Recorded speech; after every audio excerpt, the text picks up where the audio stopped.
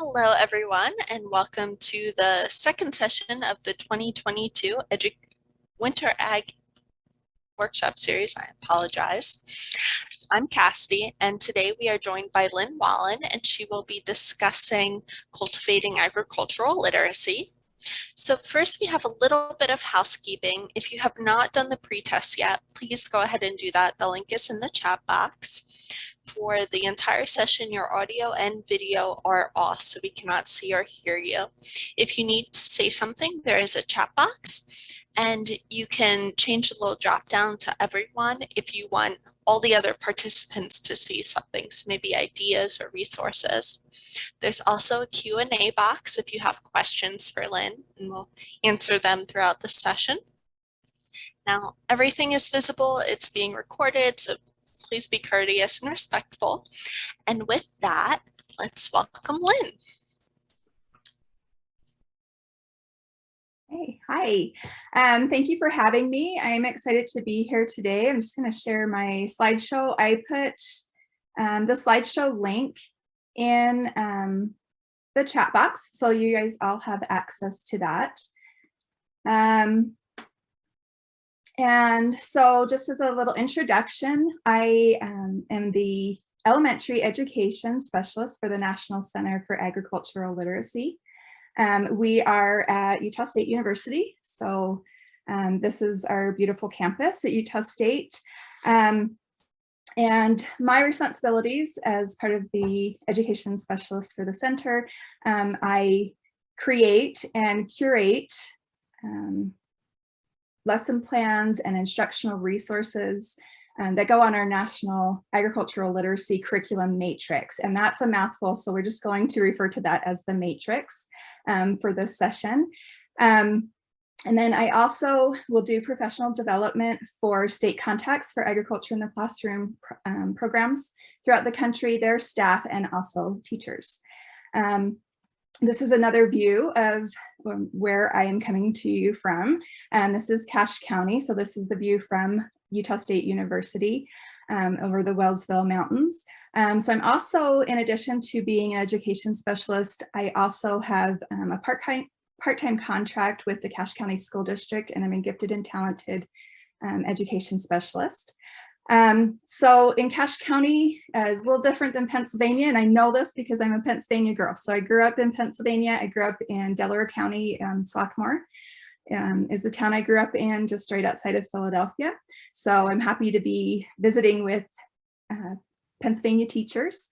But I've been in Utah since 1991. So I'm kind of a Utah girl too.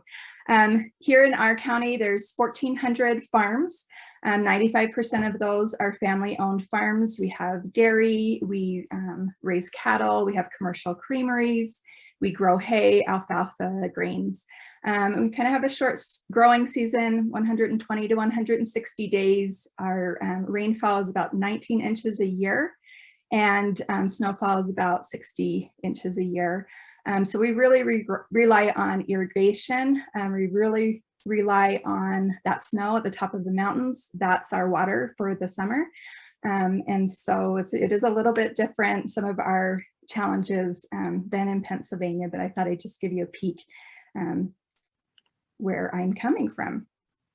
So today's plan for this session, I really want to focus on the curriculum matrix. And so we are going to look at the curriculum matrix, talk a little bit about how to get around in there and what you can expect for lessons there. So I'm just going to go out of my slides and go to the National Agriculture in the Classroom website. So this is right, yes. The chat box is visible. The chat box. If you want to minimize it, yeah, or yeah, that box. That box, okay, thank you. You can move it over and minimize. That better? That's a little better. Thanks for pointing that out. Okay, I don't know what you guys can see, so I appreciate that. So this took us straight to the curriculum matrix, and if you just clicked on that link straight from my slideshow, that will take you there, but the website is agclassroom.org. You can also find the curriculum matrix on the Pennsylvania Friends for Agriculture Foundation website. And so you can find it pretty much from any Ag in the Classroom state website as well. So you can search the curriculum matrix by a keyword search. So I'm just going to search up bees. And if I do that search, you will see there are 8 lesson plans, and each of those lesson plan grade bands are right after the short description. There are also 45 companion resources. I'm going to talk to you a little bit about what that means. You can search by lesson, just lessons, or search just by companion resources. You can search by grade level or content area standard, like science, social studies, health, nutrition, career and technical education. Those are the big areas where we have our lessons aligned to standards in those areas, national standards. There are also agricultural literacy outcomes. We call those the NALOs, so the National Agricultural Literacy Outcomes. So you can search by those, and also by Common Core. Companion resources are resources that are aligned to lesson plans, and they could be books, they could be videos, activities, they could be kits that are in our Ag Classroom store, posters, websites, anything that would complement those lessons but aren't embedded in the lessons. So if I want to filter a little further, I could just do upper elementary and science. If I do a new search, then that does narrow things down a bit for me. So now I have just lessons that are grades 3-5. I'm going to click on this Honeybees, a pollination simulation lesson. And we'll just kind of go through this real quick so you can see how our lessons are set up. I'm actually going to scroll all the way down to the bottom. So all of our lessons are aligned to National Agricultural Literacy Outcomes, to National Education Content Standards. So in the case of science, they're aligned to NGSS, Next Generation Science Standards. For social studies, they're aligned to NCSS standards. And then we also have Common Core connections. So we're not teaching Common Core from our lessons. You're not coming to Ag in the Classroom necessarily to learn how to teach your kids math or teach your kids how to read, but there are Common Core skills that are embedded within the lessons, and so those are pointed out here. So going back up to the top of the lesson, you can see that this lesson is developed for grades 3-5. And so all of our lessons are either in the grade band of K2, 3-5, 6-8, or 9-12. We have the purpose of the lesson, the estimated time it would take you to teach it if you were going to teach it from beginning to end, just the way it was written. Then we also have materials lists. If there are any activity sheets, those are right there. You can click on them, print them. So that's really nice. I can't get to my, there are also, if there's a video, those are linked. PowerPoint slides, those are linked. You'll notice that this lesson has a kit associated to it. It's the Pollination Simulation Kit, and I'm going to show you what that is when we go through and dive a little deeper into this lesson. But there is a Ag Classroom store, and there are kits available on that store. We also will tell you exactly what's in the kit. So anything that is starred here, that's what's in the kit. And if it's something that you can gather on your own and put together, we tell you even the size that comes in the kit, so you could gather exactly what you need and you don't need to purchase the kit.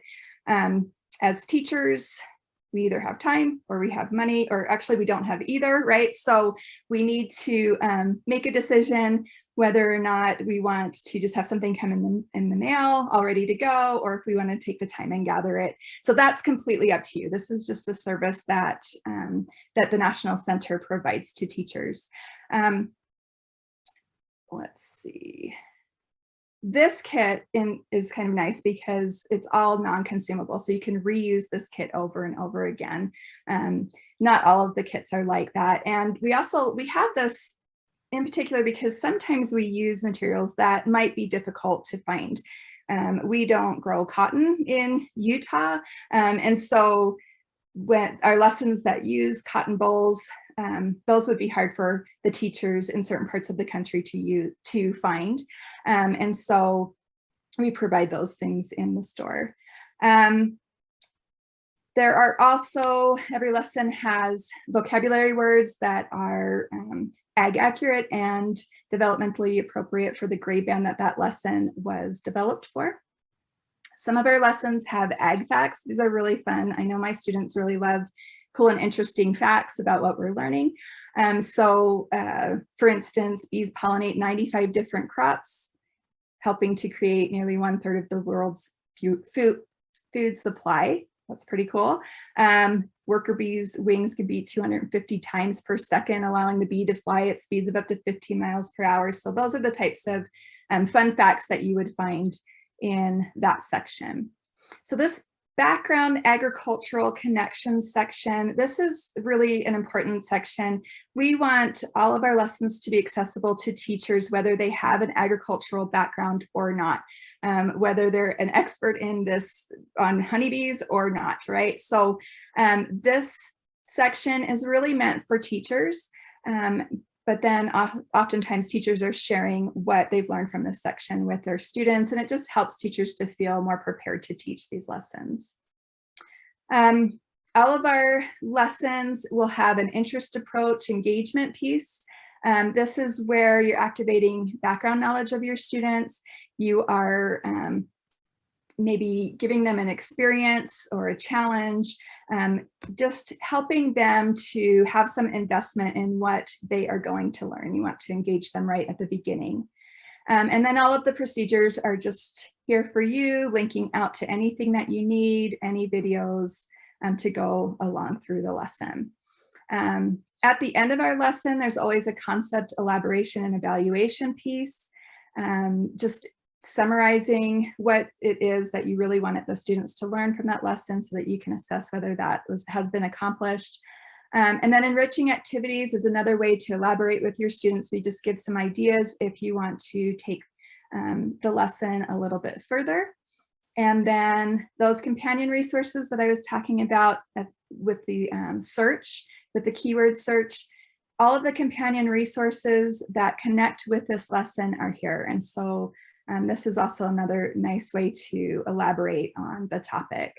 All of our lessons have a feedback survey that you can link on. Give us feedback if you notice that we have a typo or you have a great idea, something that you did with your class that you want other teachers to be able to see.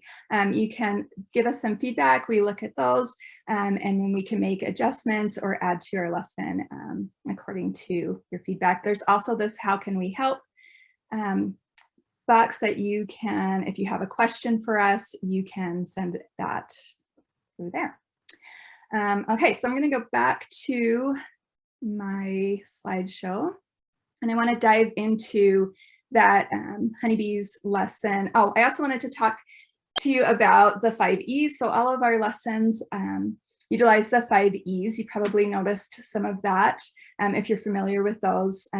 So the engagement piece, that interest approach engagement piece, where we're activating prior knowledge and trying to provoke questions, get the kids curious about the topic, is that first E. Then explore and explain. Those are embedded in the procedure section of the lesson. So the explore is where they're really exploring those major concepts and skills that you want them to learn throughout the lesson.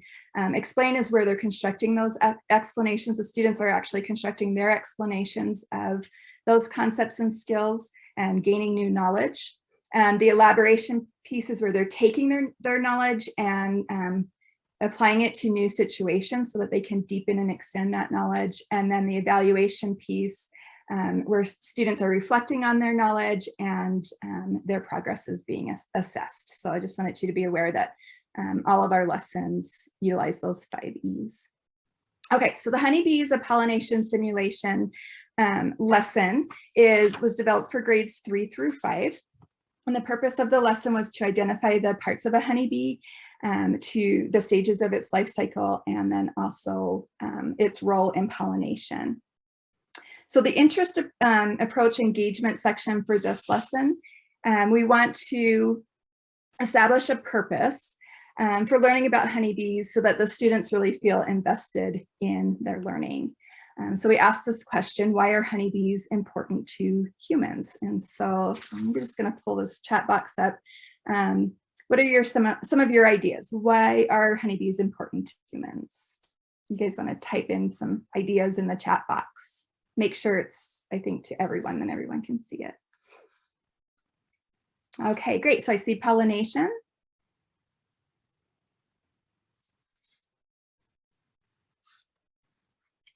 Okay, help with pollination to produce food and flowers. Honey, which has antibacterial properties. Thank you, Lindsay. Pollination and honey, I think that's what you can expect to see. Mostly you're going to have students tell you honey. Sometimes they will say pollination as well. So beeswax, great. Okay, I'm just going to close that out so that you aren't seeing that on my screen anymore. So yeah, so you're going to hear kind of honey, maybe pollination. Let's see. Okay, so we use this book at the beginning just to sort of activate either prior knowledge or help the students to start thinking about why bees are important to humans. So this is the bee book from Charlotte Milner, and I just wanted to read a few excerpts from her book. And that will help activate some of your prior knowledge as well. So we love honeybees and we love honey. Honey is really important to honeybees because they need it to survive the cold months. In fact, honey is so important that worker honeybees spend most of their lives making it. With the hard work of honeybees comes a sweet reward. Do you like to eat honey as much as honeybees do? Let's find out how honeybees make honey. I love this page. I think this is so cool. And the students do too. So 1 teaspoon of honey is the result of the lifetime's work of 12 honeybees. So 1 honeybee in their lifetime is only going to make 1/12 of a teaspoon of honey. And that is surprising, shocking to some people. It's not a lot of honey for 1 honeybee. 1 jar of honey is equal to 55,000 miles of flying, which is 1.5 times around the world. So that's something interesting to think about. Why do we need pollination? Bees pollinate plants, which helps them to reproduce and grow fruit. Many of these plants are crops growing on farms. These crops are collected and sold as food. So then it talks about at the top some different crops that bees pollinate: almonds, coffee plants, orange trees, strawberry plants. So 1/3 of the food that we eat comes from crops pollinated by animals. And that really shows you how important pollinators are. So what would we do without bees? The pantry would be empty. Without bees, we would risk losing some types of fruit and vegetables. We would risk losing many meat and dairy products too, because we feed farm animals with food that is made from pollinated plants. What would we have for breakfast? Without a variety of fruit and vegetables to choose from, our diet would be limited and unhealthy. We would probably eat a lot more bread since bread can be produced without bees. And this page, I think, gives the opportunity after the lesson to really do some elaboration. So something to think about. We would have to find new ways to pollinate. Can you imagine having to do the job of a busy bee? In areas of China, where there are few bees and other insect pollinators, people are pollinating their apple trees by hand. Can you imagine? Workers climb up apple trees carrying small pots of pollen and brushes, which they use to pollinate each flower on the tree. Could robots do the job of a bee? Scientists are working on a robo-bee that will have the technology to pollinate, but we could never really replace bees. Robots and human workers are both very expensive ways to do something that nature does for free. And this is a topic that really interests a lot of elementary students, the idea of robotic bees. So why do we need to help the bees? Not only are bees important to the production of food through pollination, but they also help support a huge variety of wildlife. With fewer bees, other plants and animals in the environment could be in trouble too. Buzzing bees spend their days pollinating plants. These plants include crops such as fruit and vegetables. With fewer bees, there could be fewer fruits and vegetables. Food could become more expensive. By pollinating plants, the bees help wildflowers. Mammals rely on areas of wildflowers as places to live and find food. Wildflowers give insects a home too. Birds nest in areas with wildflowers and eat insects, seeds, and berries. Okay, so now that we've kind of set the stage there for why bees are so important, activity 1 of this lesson is about bee anatomy. And so what we do is we have students look at a preserved honeybee, and they work as a group. They observe this bee, and then they create a chart with their group, and they write down all of their observations on their chart.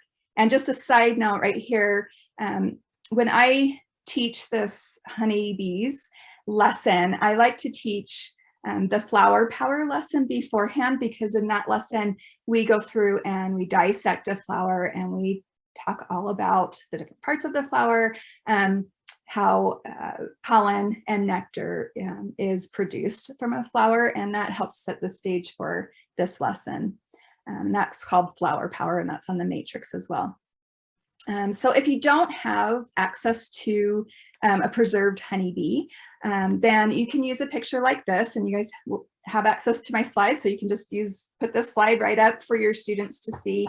And this is a really great picture that shows up close. The students can really make a lot of observations about the honeybee. So I am going to try to find my chat window again. Maybe I'm going to stop sharing. And I would like for you to look at that bee again when I put it up, and write down in the chat some of the observations that you notice. There we go.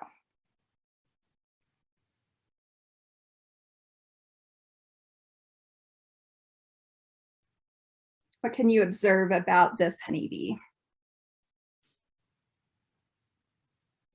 Okay, Jennifer says it's very hairy. Stacy says there's pollen on the leg. It's small. Thanks, Lindsay. Jason says it has wings. Christine says 6 legs. The bee has different body segments. Angela, Lindsay also noticed barbed feet. Susan noticed big eyes, so did Stacy. Lindsay also noticed those large oval eyes. Great, and these are all observations that your students would too. Okay, Stacy noticed antennae. Roberta says no stinger. Okay. So these are very similar to what observations it is cute. I agree, Stacy. These are observations that you would expect your students to also make if they've got their hand lens or they're looking at this very up close picture of the honeybee. They're going to notice some of those same things that you noticed. Also transparent wings. Great. All right, so we are actually going to go out, and I am going to share a PowerPoint that comes straight from the lesson. So this PowerPoint's already made for you in the lesson, so hopefully you can see that okay. All right. So I love this PowerPoint. The images are really powerful, very detailed, and so it helps you as you go through. And so some of those things that your students have observed about the honeybee, you can now talk with them and have a discussion about those things. So we talk about how there are 3 types or 3 castes of honeybees. And you can see the size difference between all 3 of these types of honeybees. So the queen is the largest, is a female, and she has the job of reproducing and laying eggs. The worker bees are all female bees, and they do all of the work for the hive. So they're, if the colony is about 30,000 bees, they clean the hive, they go out and collect nectar, they make honey, they feed the eggs, and they also fight off any intruders that might come into the hive. The drones are all males, and so this is always such an interesting conversation to have with upper elementary students. But the drones are all males, and they their whole job is to mate with the queen. They don't do any of the work. And so before winter, in fall, they are ejected from the hive because they really have no, they've done their job, they have no other purpose. And so they don't want to use the resources or energy to feed the drones. And so they leave the hive and they can't take care of themselves. And so then they end up just dying. So that's always such an interesting conversation. The girls are always like, oh, we have to do all the work. And then the boys are upset that they're ejected from the hive. So that's always kind of a funny conversation with my elementary students. Moving on, so honeybee has 3 main body regions. So that was something that somebody noticed as they were doing their observations, the head, the thorax, and the abdomen. So if we look at the head, that's where they have their eyes. So they have 2 compound eyes, 2 antennae, and a pair of mandibles and the proboscis. So if we look at those closer, those large oval eyes that you guys noticed, they're called the compound eyes. They have 2 compound eyes. They have tiny lenses and they are able to see ultraviolet light with those eyes. They also have simple eyes. They have 3 simple eyes. So the arrow's pointing to what would be like the point of a triangle, and then there's 2 more simple eyes up above that you can't see in this picture. And those simple eyes can sense changes in brightness, and so they have a different purpose than their compound eyes. They also have antennae, which are movable feelers, and that's how they smell and detect movement. The proboscis is a strong-like tongue that they use to suck up nectar or honey. Their mandibles are their jaws, and that's how they knead the wax, chew honey and pollen, and they also can attack tiny invaders by biting them if they need to defend their hive. In the thorax, this is the honeybee's middle region. This is where their flight muscles are, their wings, and their legs. So the honeybee has 2 hind wings and 2 forewings. And like we talked about in the ag facts section of the lesson, is that cool fact about that they beat 250 times a second, but it only allows them to fly at, to speeds of up to about 15 miles per hour. A honeybee has 6 legs.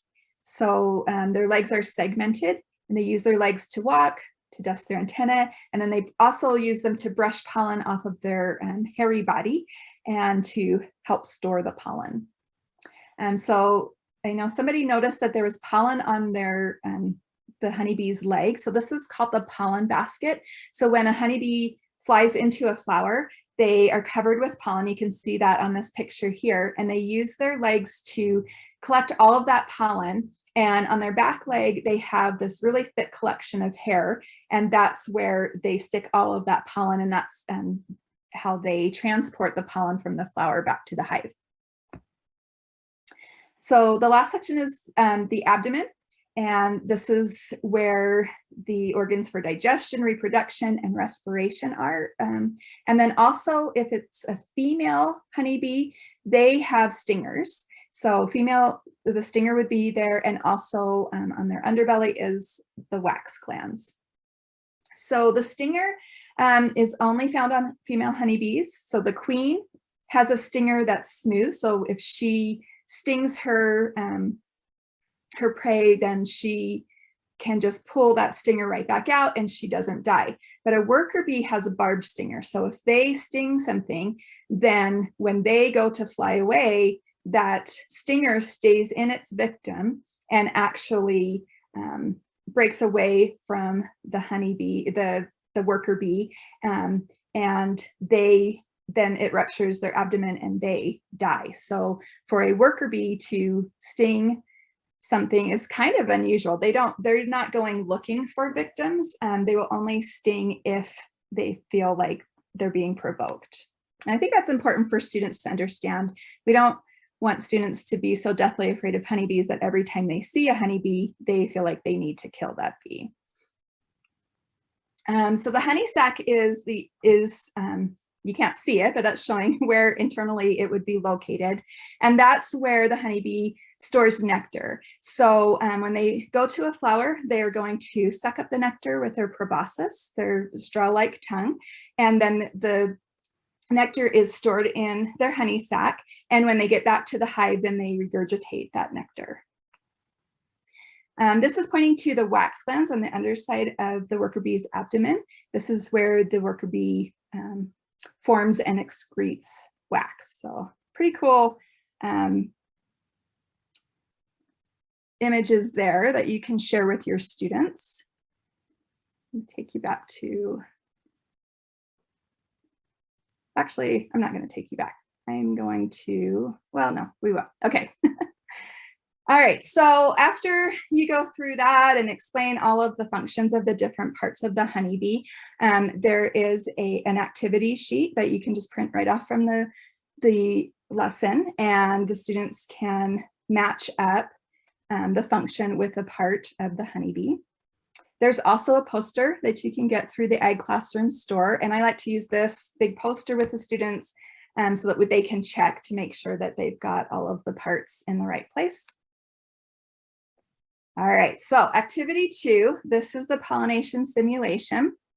And I'm going to do a little demo for you. So for this activity, there is a pollination simulation kit that you could purchase. Like I showed you in the materials section, you could purchase it as a kit. All of our kits are for 35 students. And so it should be for one classroom. And like I said, these are all non-consumables. Or this is really a kit that you could put together yourself. I don't think there's anything that would be difficult for you to find. So for this simulation, we are simulating that process of the worker bee going out and collecting pollen and nectar to bring back to the hive. And so one of the things that we have the students do is we have them make headbands. We're going to have half the students be flowers and half the students be bees, but I have my students make both because they want to take on the role of both. And so we give them a chance to be both. So they make these headbands that they're going to wear to distinguish them. So this is the flower headband, and this is our bee headband. So this is not part of the kit, but this is just something that we have the students do. Okay, so part of the kit, if you are a flower for the simulation, I'll put on my flower hat, the flower is going to hold a cup of water, and the water represents nectar. And the flower is also going to hold a cup of these mini pom-poms, and the mini pom-poms represent pollen. Okay.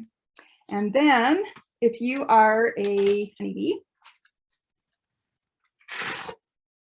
we use Velcro to attach them. So the honeybee is going to carry this medium-sized pom-pom, and that represents the bee's hairy body.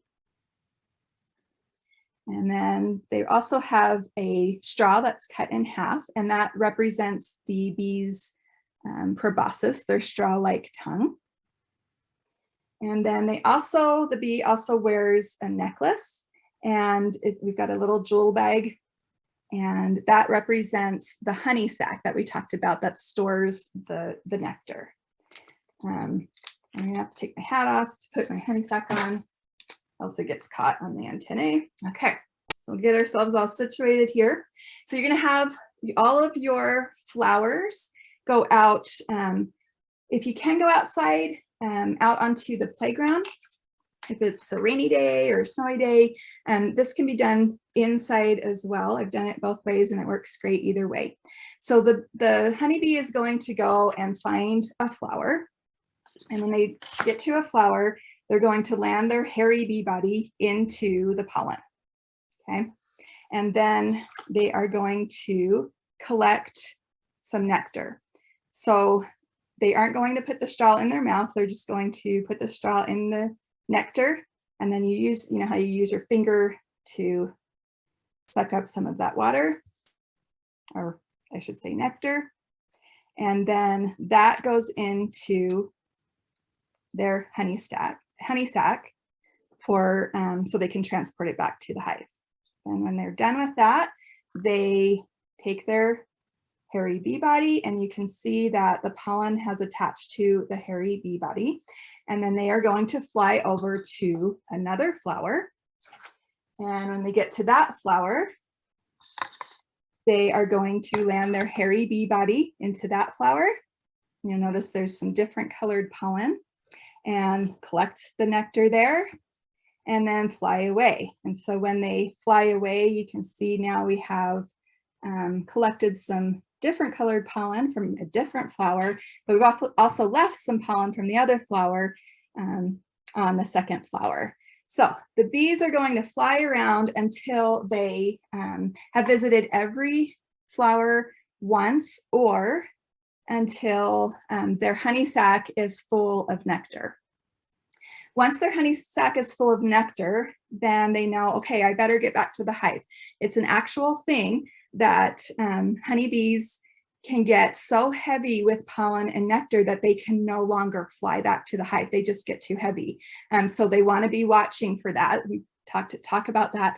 Once their honey sac is full, they need to get back to the hive.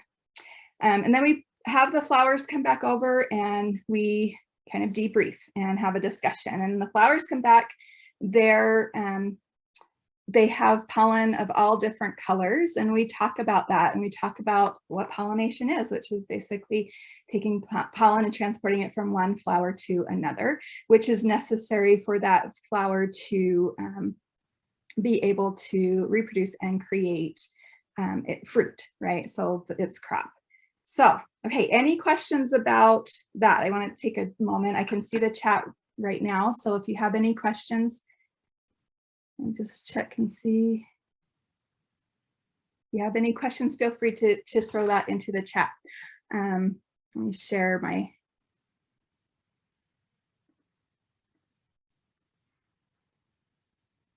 screen again. Yeah, so having the pollen be different colors is a really important visual to help them to understand pollination and that transfer of pollen from one flower to another. I'm going to pull the chat up for just a second, see if there's any other questions. Okay. So like I said, this is the Pollination Kit that you can purchase through the Ag Classroom store. So this is what you would get. So this is enough. I believe this is for 8 students to be a flower and 8 students to be a bee, and then you can take turns. So this is just showing you that it's really nice to be able to do this activity outside. I always love to take my kids outside if I can. They love to be outside. And then you have a big space for them to run around from flower to flower. But here in Utah, oftentimes it's too snowy to be outside and do an activity like this. So I have done this in the classroom. So a little teacher tip for if you're doing an activity like this in the classroom, I always start by asking the students, okay, what does a flower sound like? And they're kind of looking at me like, a flower doesn't really make much noise. Maybe it rustles a little in the wind.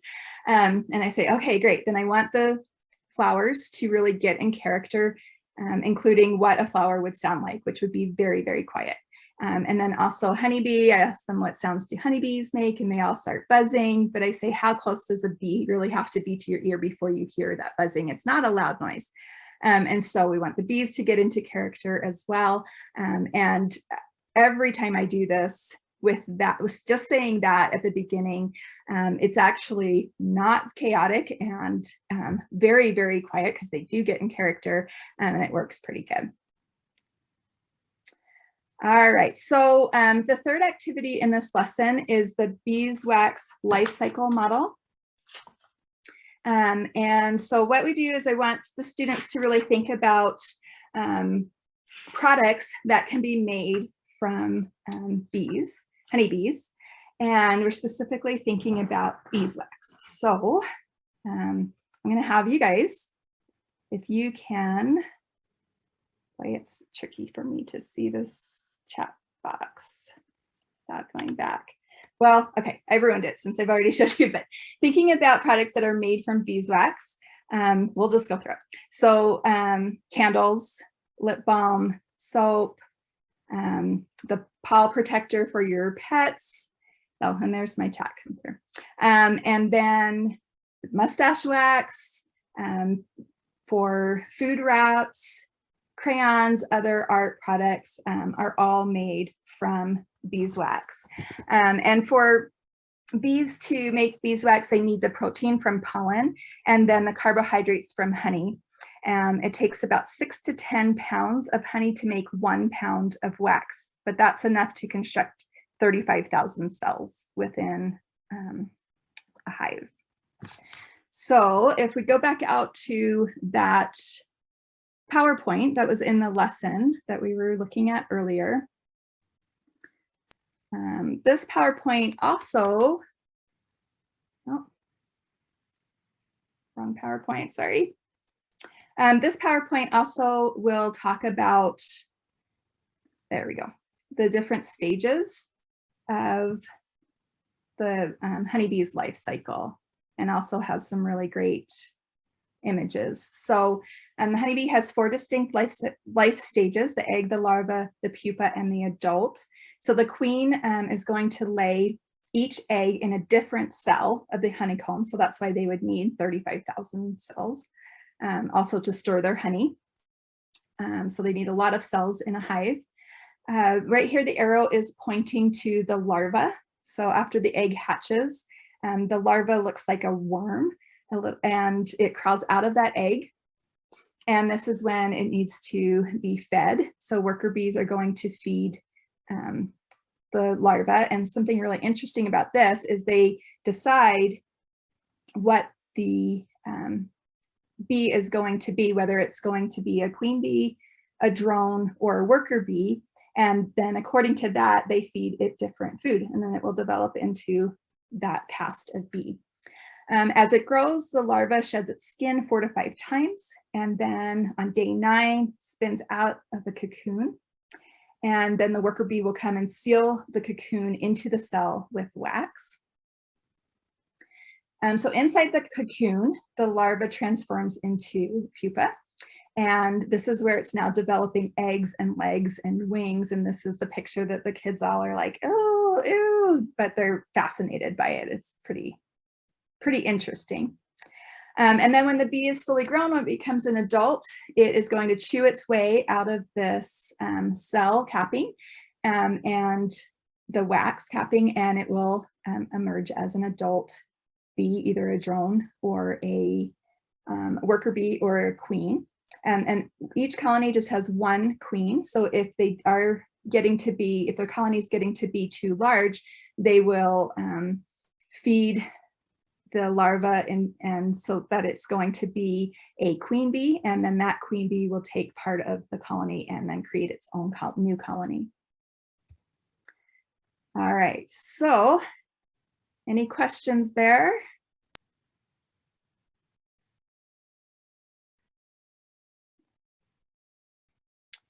All right, moving on.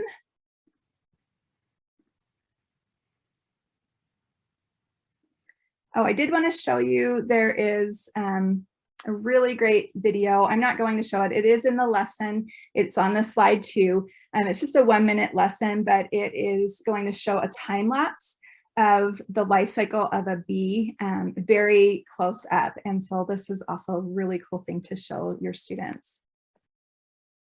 Okay, so after you've gone through and explained the life cycle of a honeybee, we make beeswax modeling clay.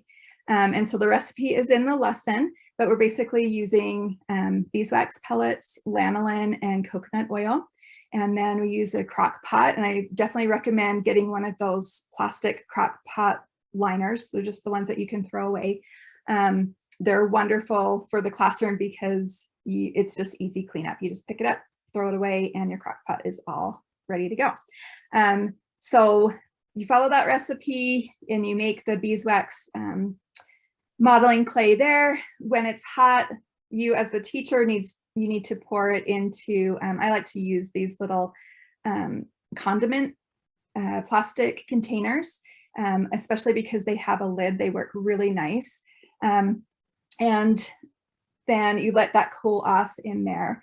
Once that's all cooled off, then what the students do is they just hold the condiment cup in their hand, and the warmth from their hand will begin to warm up the hardened clay. And then they can just pop it out of the cup, and then they can warm it up a little more in their hands, and then they just use it like modeling clay. So what I have my students do is they make the life cycle of a honeybee with that beeswax modeling clay. So they make an egg, a larva, a pupa, and an adult honeybee. And we make our cells, and they can display them in there. And so the nice thing about this modeling clay is that it is reusable. If you put the cap back on, then it will keep it really nice, and you can reuse it for other projects as well. All right, so what do we want our students to know from this lesson? We want them to know that bees are important to humans because they pollinate crops that produce our food. A colony of bees is very organized with specific workers for individual jobs. There are 4 stages in the life cycle of a honeybee: the egg, the larva, the pupa, and the adult. And honeybees use the nectar they gather from flowers to make honey, and they also produce beeswax. So our enriching activities, if you want to take the lesson a little bit further, or you want to add some different pieces in, we do have some lessons. So talking about how backyard honey beekeepers, how they harvest their honey. So this is a great video that's really good for kids, very interesting for kids. If your students are really interested in robotic bees, there's a short National Geographic video about robo bees. And then there's also a fun video about drawing a anatomically correct honeybee. And this is from the author and illustrator of the bee book that I showed you earlier, Charlotte Milner. Another good way to elaborate, always awesome if you can take your students on a field trip. This particular field trip might not be something that your administrators are going to approve, but I was able to take a class of 5th graders out to a nature center near our school, and they were able to go out and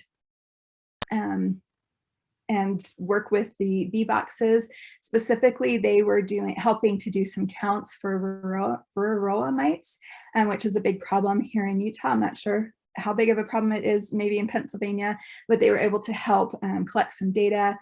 They were able to put on beekeepers' suits and smoke the bees out and everything. So that was a really powerful field trip. Also, for me as a teacher, the companion resources, I specifically like the list of books that go along with our lessons because they have already been reviewed for accuracy. They've been reviewed to make sure there are no misconceptions, and they've also been reviewed to make sure that there aren't stereotypes. We have informational books. We also have literary books, and so these are nice to have available, that list that's already been reviewed for you. Okay, so I wanted to show you also, like right now, as of today, I just pulled up the number, I think there's 454 lessons on the matrix. And so when you find a lesson that you really like, maybe you want to use this honeybees lesson with your students, there is an option to be able to create a binder. So it's a digital binder that's on our website. I'm just going to go to the website to show you what that looks like. So this is the National Egg in the Classroom homepage. And if you go to the My Binder sign up, you can sign up for a binder. You need to create an account, and then you would be able to then log in with your account. I'm going to log into My Binder to show you what that would look like. So then this is just a collection of the lessons that I really like, that I teach with my kids. I don't want to forget their names or where they are. It's easy to search from keyword, but it's also nice to have everything all in one spot for you. The other nice thing about this is that if we make updates, which we're constantly making updates to our lessons, they will automatically update in your binder. But if you print them out and put them in a physical binder, then obviously that's not going to update. So I just wanted to make you aware of that as well. All right, so it looks like we've got about 10 minutes left. Does anybody have any questions? Just check and see. All right. So I wanted to also show you, and we'll go through this one a lot faster, a lesson, another example of a lesson in the matrix. This lesson is called Farming in a Glove, and this lesson was developed for grades K through 2, and it helps students to learn about the needs of a plant to germinate. And so going through their interest, the engagement piece, and we're going to have the students look at some different food crops. And so we have some that they might be familiar with and some they might not be familiar with, but there are some food, plant, and seed cards. And then we have them try to match them up. So this is edamame, and edamame comes from the soybean plant. It's an immature soybean. And this is what the soybean seeds look like. Another one is the popcorn. So there's your food, there's your plant, there's your seeds. We've got oatmeal, so the oat plant and the oat seeds. And then we've got bread and the wheat plant, wheat seeds. And then we've got hay, alfalfa plant, and alfalfa seeds. And so these are the 5 seeds that we are going to work with. We have the students identify seed properties. So we have this chart already there for the students. So we're having them look at size, shape, mass, color, and texture, and then circle the words that they think would be the physical properties of this particular seed that they're looking at. And they're not limited to these words, but this is really helpful for our younger students to be able to have examples of some different words that would describe the property of a seed. We then have our seed property charts. So we're looking at these 5 seeds, and then the students are making observations about each of the properties. We talk really briefly about the anatomy of a seed. So we're just talking about 3 things, either the embryo, the seed coat, the embryo, and cotyledons, or the seed coat, the embryo, and endosperm, depending on which seed we're looking at. I'm just talking about how the embryo is like a baby plant. It's what will become the plant. The seed coat is what protects the seeds, and then the cotyledons, or the endosperm, is where the seed gets its nutrients before it sprouts and becomes a plant.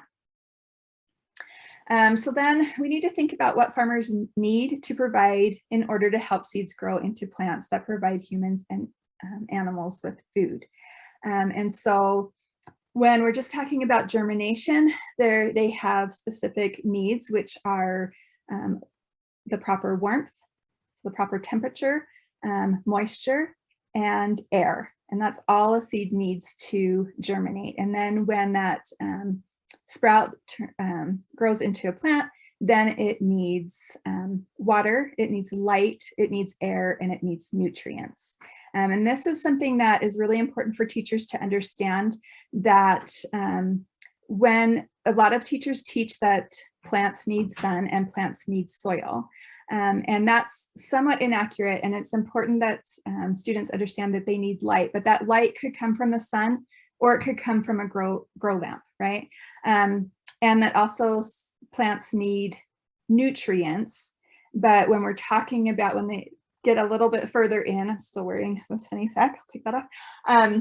When they get a little bit further into investigating plants, they're going to learn about aquaponics, right, or hydroponics, and plants can grow without soil, but they do need the nutrients. So we like to teach from the very beginning that plants need water, light, air, and nutrients, just to be very accurate. So then this is the really fun part of the lesson. This is where the students are going to grow a garden in a glove. So we just use a food handler's glove, and this does come as a kit. On the Ag Classroom store as well, or if you can get food handler's gloves from the school cafeteria and some cotton balls and seeds, then you can make this kit yourself. But what the students do is they just take a cotton ball, they put it in some water, they squeeze out the excess water. You don't want water puddling up once you put the cotton balls inside the fingers of the glove. They put 1 or 2 seeds. I usually like to put 2 seeds on just in case one doesn't germinate, because seeds don't typically have a 100% germination rate. And then you just put the cotton ball and the seed into each finger of the glove. We write with a Sharpie on each finger what seed is there. And then most seeds take between 5 and 7 days to sprout or germinate.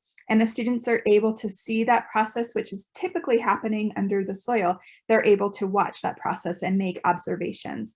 And in their science journal, I just have my students draw the outline of their hand, and then they just can draw the observations that they have for each day. And then they can take that sprouted seed and they can put it right into the soil with cotton ball and everything, and transplant that, and then watch that plant continue to grow and talk about the different needs that a plant has when it's germinating and then once it's growing as a plant. You can also do some changed variables. So you can ask the students, what do you think would happen if we took one of the needs away from that seed? Would it still germinate? So here we are using all of the same seeds so that we can compare them properly. So we have a control seed where it's getting everything it needs. It has the moisture, the warmth, and air. And then in one finger, we take that warmth away. I'm showing this in ice cubes, but we just actually cut that finger off, tape it over, and put it in the refrigerator or in the freezer even. Then we have one where we've taken away its air. So we tighten it as much as we can with a rubber band to get as much air out as possible. We have one seed that we don't give it any water. And then the last one, I let the kids decide which variable they want to take away. So this one's showing no light, or they could use a different liquid other than water. Would it grow if you put it in apple juice or milk or soda, right? So they can change that variable however they want to have a little bit of choice. So, and then they make observations there as well. So from here, we really want the students to understand that most plants begin their life as a seed. Seeds have seed coats, an embryo, and a food source in the form of either an endosperm or cotyledons. And in order to germinate, a seed needs moisture, air, and warmth. So there's a fun time-lapse video there. But here is my contact information, my email address, if you have any questions specifically for me. Like I said, I put the link to the slide in the chat button. And so I'm gonna check and see if we have any questions. Do you have a learning lab at the university, or do you work with one specific school? So when I say my students, it's because I work full-time for the National Center for Ag Literacy, but I also have a part-time contract teaching. And so I get to pilot a lot of my lessons with my own students. So we do not have a learning lab at the university, but we do have a Utah Agriculture in the Classroom program, which is like your Pennsylvania Friends of Agriculture Foundation. But in our state, that's what it is. We don't go out and visit different schools. We leave that to our state contacts, but every once in a while we get invited to do a either in-person or virtual professional development like we're doing today. But we write our lessons so that teachers could take it. We hope it's really user-friendly, that teachers can take it and teach it and take it right into their classroom. That's our hope, is with the resources that we create, that teachers can just take it like any other lesson you would take and bring it right into your classroom, and you're able to teach it rather than just our small team trying to go out and to different schools. So that's the idea there. I hope that answered the question.